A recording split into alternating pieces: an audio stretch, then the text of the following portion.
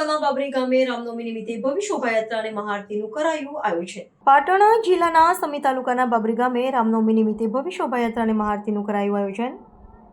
પાટણ જિલ્લાના સમી તાલુકાના બાબરી ગામ ખાતે ભગવાન શ્રી રામના જન્મોત્સવ નિમિત્તે રામનવમીની ભવ્ય ઉજવણી કરવામાં આવી હતી। આ અવસરે મહાઆરતી સાથે ભવ્ય શોભાયાત્રાનું આયોજન કરવામાં આવ્યું હતું। શોભાયાત્રા દરમિયાન જય શ્રી રામના ગુંજતા નારાઓ સાથે સમગ્ર ગામ ભક્તિમય બની ગયું હતું।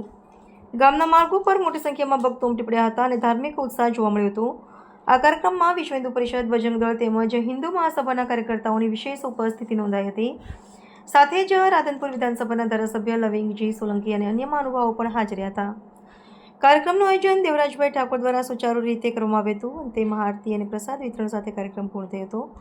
આ ભવ્ય ઉજવણીમાં બાબરી તથા આજુબાજુના વિસ્તારોમાંથી મોટી સંખ્યામાં ભાવિક ભક્તો ઉપસ્થિત રહ્યા હતા। રામચંદ્ર ભગવાન ખૂબ આજે આનંદ ને ખુશીની વાત એ છે કે આજે સમી તાલુકાના બાબરી ગામે રામચંદ્ર ભગવાનની જે શોભાયાત્રાની શરૂઆત આજે બાબરી મુકામેથી શોભાયાત્રાની શરૂઆત કરી છે।